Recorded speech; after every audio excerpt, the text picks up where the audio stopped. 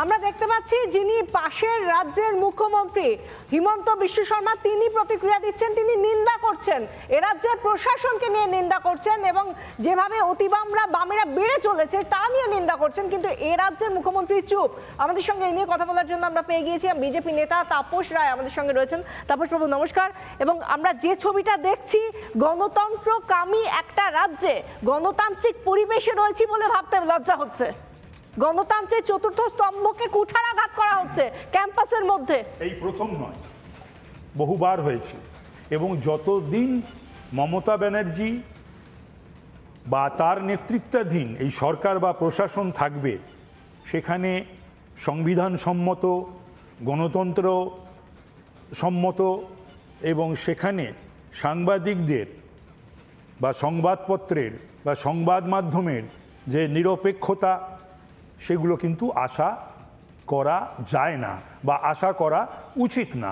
তার কারণ মমতা ব্যানার্জির তো একমাত্র উদ্দেশ্য হলো, একমাত্র নিজে ক্ষমতায় টিকে থাকা আর নির্বাচনে জয়লাভ করা, মানুষকে ভুল বুঝিয়ে মিথ্যাচার করে এবং বাংলার সর্বনাশ করে। সেটা তিনি যা যা করার যথেষ্ট করেছেন।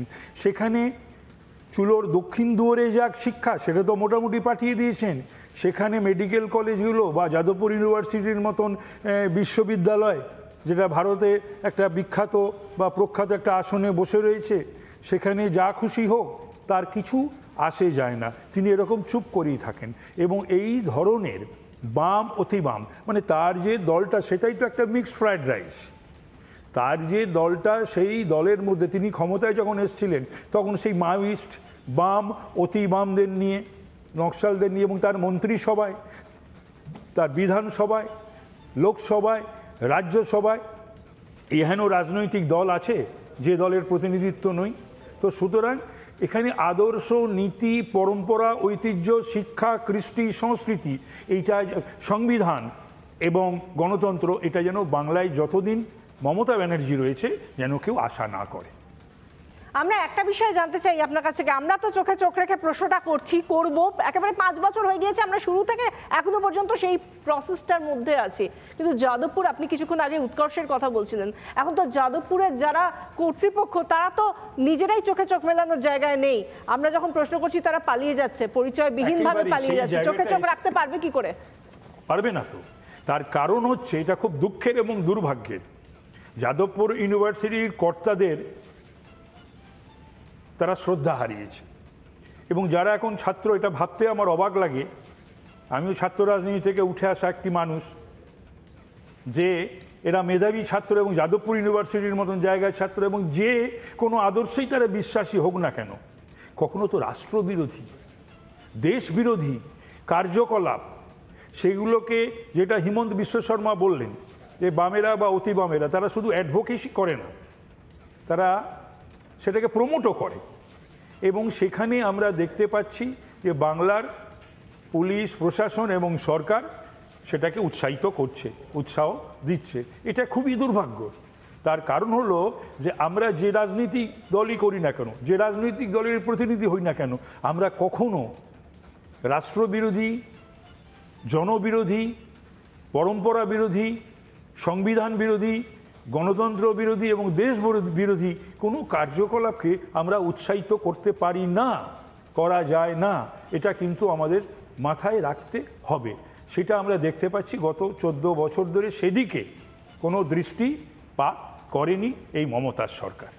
মমতার সরকার, আপনি যেরকম বলছেন সেরকমভাবে যদি তারা যদি প্রথম থেকে উৎসাহী হতেন, তাহলে তো আমরা তাহলে তো সেক্ষেত্রে বিশ্ববিদ্যালয় কর্তৃপক্ষকেও এই যে আজাদ কাশ্মীর লেখা হোক বা যাবতীয় যা যা দেশদ্রোহী কার্যকলাপ সেখানে চলছে দেওয়াল জুড়ে, সেই সমস্ত নেই। বিশ্ববিদ্যালয় কর্তৃপক্ষ ভাবতে সত্যি দুঃখ হয়, কষ্ট হয়, দীর্ঘদিন ধরে, বহুদিনেরই ব্যাপার, এটা ইদানিংকালের নয়। এবং বিভিন্ন জায়গায় দেখছি যে vice chancellor, deans, pro vice chancellor, বিভিন্ন ইউনিভার্সিটি কলেজের প্রিন্সিপাল, মেডিকেল কলেজের প্রিন্সিপাল, এটা ভাবতে লজ্জা লাগে যে এরা এরকম স্পাইনলেস ক্রিয়েচারের মতন বিহেভ করবে। এটা ভাবা যায় না। সমাজটাকে কোথায় যাবে, কোথায় নিয়ে যাচ্ছেন তারা? এবং তারাও তো কখনো কখনো তাদের আত্মীয় স্বজন, বন্ধু বান্ধব, ছেলে মেয়ে এবং স্ত্রীর কাছে তারাও প্রশ্নের মুখোমুখি নিশ্চয়ই হচ্ছেন, বাড়িতে তারা চোখে চোখ রাখতে হচ্ছে, চোখে চোখ রাখতে হচ্ছে, উত্তর দিতে হচ্ছে, দিতে পারছেন না তারা। শুধুমাত্র রিপাবলিককে নয়, রিপাবলিক তো মানুষের কথা বলে, রিপাবলিক তো মানুষের দালালি করে, এবং রিপাবলিক গত 5 বছর ধরে সঠিক তথ্য, সঠিক খবর নিষ্ঠার সঙ্গে তারা জীবনের ঝুঁকি নিয়ে তারা প্রচার করে চলেছে। তো সুতরাং তাতে তো রাগ হবেই এদের, তার কারণ রিপাবলিকের ক্যামেরাতে যদি কাগজ বা কাপড়ে ঢাকা দেওয়া হয় তাহলে তাদের কিন্তু যে নগ্ন রূপ সেটা কিন্তু ঢাকা পড়ে না, এবং সেটাকেই তুলে ধরছে প্রতিদিন গত 5 বছর ধরে রিপাবলিক বাংলা।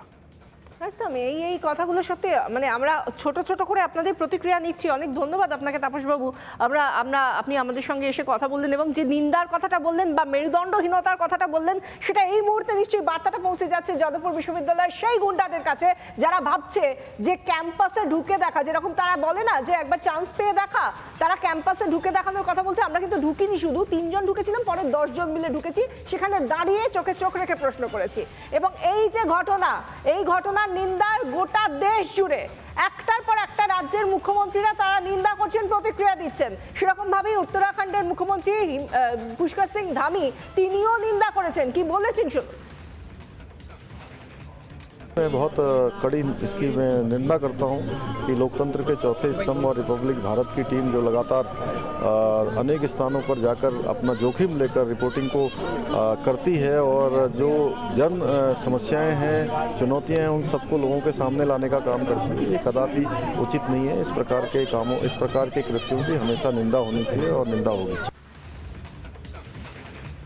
শুনুন এবার মীনাক্ষী লেখি কি বলছেন।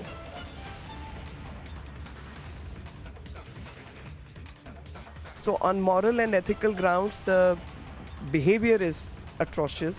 Nobody has any right to misbehave with any woman, especially I would say with Indian culture, Indian ethos.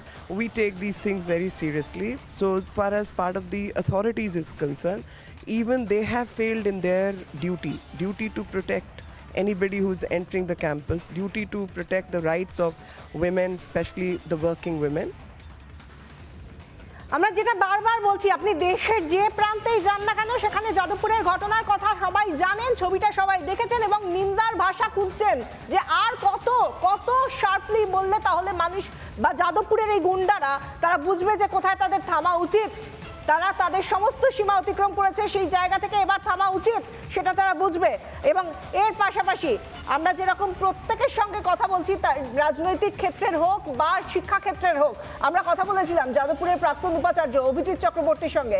তিনি আমাদের সঙ্গে কথা বলে যেভাবে বললেন তার পূর্ব অভিজ্ঞতার কথা এবং একইভাবে তিনি নিন্দা জানালেন এবং তিনি বলছেন এখানে থামলে চলবে না, বিশ্ববিদ্যালয়কে কড়া হতে হবে, কঠোর হতে হবে রাজ্য প্রশাসনকে। কি বলছেন, নিন্দা করে কি বলছেন অভিজিৎ চক্রবর্তী, শুনুন।